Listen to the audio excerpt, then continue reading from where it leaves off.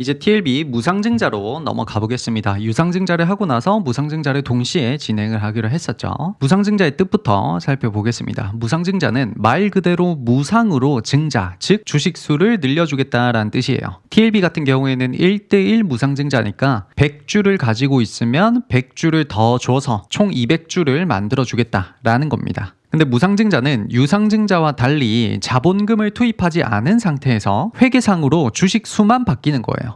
그러니까 시총이 늘지 않는다라는 점을 꼭 기억을 하셔야 돼요. 비유를 하자면 피자 한 판이 있는데 무증을 하게 되면 피자 한 판의 크기가 더 커지거나 그렇게 달라지는 게 아니라 피자 한 판의 크기는 그대로인데 조각수를 더 늘리는 것뿐이라는 거죠. 그래서 무증을 받게 되면 여러분들의 계좌도 똑같은 일이 벌어집니다. 예를 들어서 기존에는 무상증자 전에는 내가 주가 10만 원짜리를 10주를 보유를 하고 있었어요. 그럼 10만 원짜리 10개를 가지고 있었으니까 총 자산이 100만 원이죠. 이거를 1대1 무증을 받게 되면 주식수를 2배를 준다고 했죠. 그러니까 주식수가 2배가 늘어서 20주로 바뀌겠죠. 20개로 바뀌면서 주가는 마이너스 50%, 즉 5만 원으로 바뀌게 됩니다. 왜죠? 무상증자는 뭔가 늘어나는 게 아니고 조각수만 바뀌는 거기 때문에 총 자산 100만 원은 유지가 돼야 된다는 거죠. 그러면 보유 주식이 20개가 됐으면 주가는 5만 원으로 내려야 5 곱하기 20 해서 100만 원이 맞춰지겠죠. 그래서 무상증자는 이렇게 순식간에 주가가 마이너스 50%를 찍어버리게 됩니다. 이 부분에서 이제 오해가 많이 생기는 거죠. 아니 그러면 무상증자는 주식수만 늘어나고 내 계좌에는 아무런 변동이 없는 거잖아요. 총 자산의 변화가 없기 때문에. 그럼 무증 왜 하는데요? 해도 그만이고 안 해도 그만 아닌가요? 라고 할 수 있겠죠. 그래서 무상증자의 목적, 왜 하는 건지 한번 살펴봅시다. 첫 번째 이유는 재무 건전성을 과시를 하는 겁니다. 무상증자는 아무나 못해요. 회사 금고에 이익준비금 같은 남는 돈이 좀 많아야 할 수가 있어요. 그래서 기업 입장에서는 이렇게 말하는 거예요. 우리는 이러한 이익준비금을 주식으로 바꿔줄 수 있는 여유가 충분하다 라는 식으로 시장에다가 일종의 자랑을 하는 거예요. 그게 첫 번째 이유예요. 두 번째 이유는 주가를 좀 더 가볍게 만들어서 거래량을 키우기 위함입니다. 주가가 너무 비싸거나 또는 주식수가 너무 적으면 거래량이 적어지겠죠. 예를 들어서 10만원짜리 주식 100개보다는 5만원짜리 주식 200개가 시총은 똑같더라도 거래량은 다르다는 거죠. 그래서 무증은 이렇게 주식수를 늘려서 거래가 활발해지도록 만드는 그런 목적이 있습니다. 그리고 세 번째 목적은 무증 자체가 주주환원의 일종입니다. 일단 무증이 확실하게 주주환원이 되려면 주가 상승이 전제로 깔려야 됩니다. 어쨌든 진짜로 장기적으로 주가가 상승한다면 무증이라는 것은 기업이 주주들에게 주는 일종의 선물과 비슷한 거예요.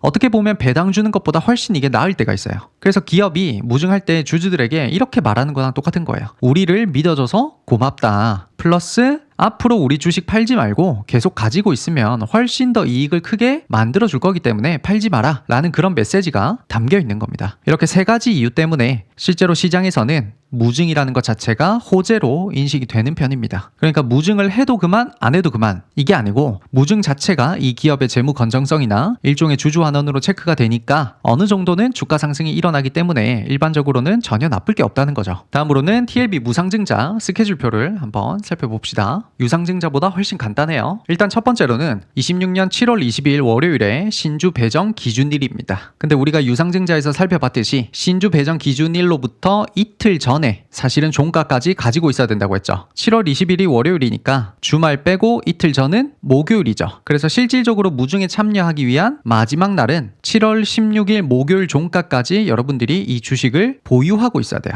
유상증자랑 똑같죠. 그리고 주주 명부가 이제 끝나고 나면 그 다음날 7월 17일 금요일에 무상증자 권리락일이 찾아오게 됩니다. 우리가 유증에서 살펴봤듯이 권리락일이라는 건 사실은 뭐랑 똑같다고 했죠? 주가 보정일 이라는 것과 같은 말이라고 했죠. 그래서 무상증자도 실제로 주가 보정이 일어납니다. 근데 차트상으로는 유상증자보다 훨씬 더 급진적으로 일어나는 느낌이에요. 예를 들면 이런 거예요. 기존에 내가 10만원짜리 주식을 10개를 가지고 있었어요. 권리락 이전에 그렇게 내가 가지고 있었다는 거죠. 그러면 10만원짜리 주식을 10개 가지고 있었으니까 총 100만원치를 가지고 있었어요. 근데 다음날 무상증자 권리락 날이 되니까 하루아침에 갑자기 10만원짜리가 5만원이 돼요. 즉 마이너스 50%를 실제 차트에 찍고 시작을 한다는 거죠. 솔직히 잘 모르는 입장에서 보면 굉장히 무섭겠죠. 근데 유상증자에서 우리가 살펴봤듯이 이 현상은 실제 무증 물량이 들어오기까지의 시간차로 인한 착시 현상일 뿐인 거예요. 나중에 8월에 이 마지막 8월에 실제 내 무증 물량이 내 계좌에 딱 찍히는 순간 내 계좌 수익률은 권리락 이전으로 똑같이 100% 복구가 됩니다. 착시가 일어나는 이유는 하나밖에 없죠. 7월 17일 권리락일에 마이너스 50%로 주가 보정을 먼저 때려놓고 한 달 뒤에 무증 물량을 채워주니까 그 한 달 사이에는 내 계좌에 마이너스 50%가 계속 적용되니까 손해를 본 것 같은 느낌이 들 뿐이라는 거죠.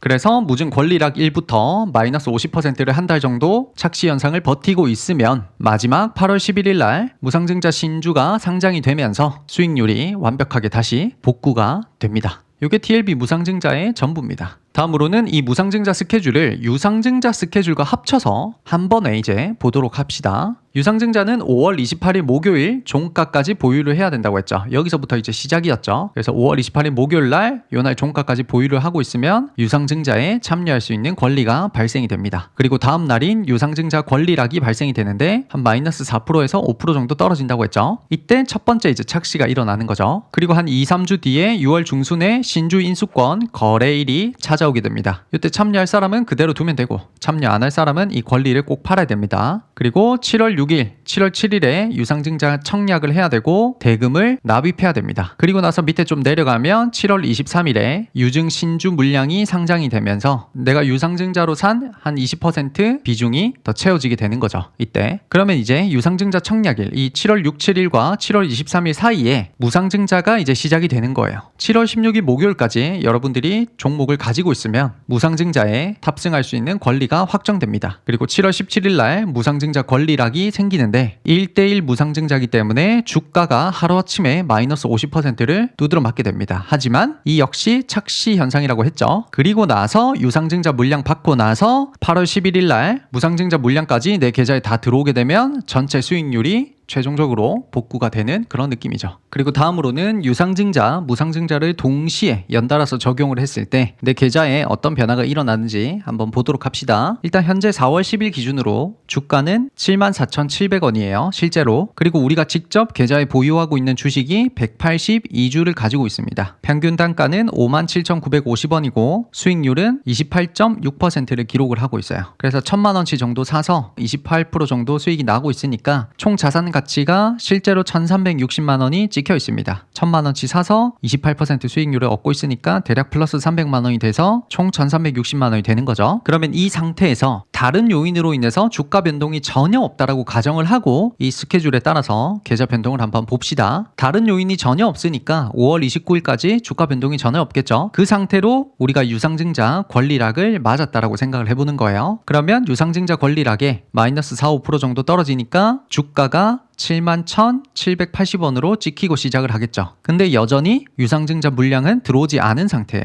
물량이 들어오지 않은 상태에서 주가가 마이너스 4, 5% 정도 찍혔으니까 실제 내 총 자산 가치도 낮아진 것처럼 보이는 거죠. 당연히 수익률도 28%에서 마이너스 4, 5% 정도 찍히니까 23.9%로 낮아지는 거죠. 근데 착시 현상일 뿐이지 실제로 손실이 아니라고 했죠. 그리고 나서 7월 17일 날 무상증자 권리락을 우리가 맞은 거예요. 무상증자 권리락을 맞으면 마이너스 50%로 주가가 변동이 된다고 했죠. 71,000 얼마에서 반토막 나니까 35,890원으로 바뀌게 되는 거예요. 근데 여전히 우리 화면에 찍혀 있는 주식은 182주죠. 아직 아무것도 들어온 게 없기 때문에. 근데 시스템상으로는 220주라고 간주를 하고 있어요. 그래서 무상증자 권리락이 일어나면서 너는 무상증자를 받을 권리가 있어 라고 우리한테 권리를 줄 텐데 그때는 유상증자 물량이 들어오기 전인 182주에 대한 무상증자 물량을 주는 게 아니고 유상증자까지 한 상태에서 무상증자 물량을 주겠다라는 거야. 시스템이 그렇게 간주를 이미 하고 있다라는 거예요. 그리고 여전히 들어온 주식은 없는데 주가는 반토막이 났으니까 내 계좌의 수익도 반토막이 나서 표현이 되겠죠. 그리고 수익률도 마이너스 38%가 넘어가 버립니다. 하지만 착시 현상일 뿐이지 손실이 아니라고 했죠. 그리고 나서 7월 23일 날 유상증자 물량이 들어오게 됩니다. 여전히 주가는 35,890원이죠. 이미 무상증자가 실행이 됐기 때문에 이제 이 주가는 변동이 없는 거죠. 그래서 유상증자 물량이 들어오니까 원래 있었던 182주에 38주가 더해지면서 총 220주로 드디어 바뀌게 됩니다. 총 220주로 바뀌었으니까 내 수익금도 더 커지겠죠. 수익률도 조금 올라가겠죠. 그리고 마지막 8월 11일 무상증자 신주 상장일이 왔습니다. 주가는 변동이 없죠. 그리고 220주에 대해서 1대1 무상증자를 받았으니까 총 440주가 되는 겁니다. 그러면 내 계좌의 총 자산 가치도 1,579만 원으로 바뀌는 거죠.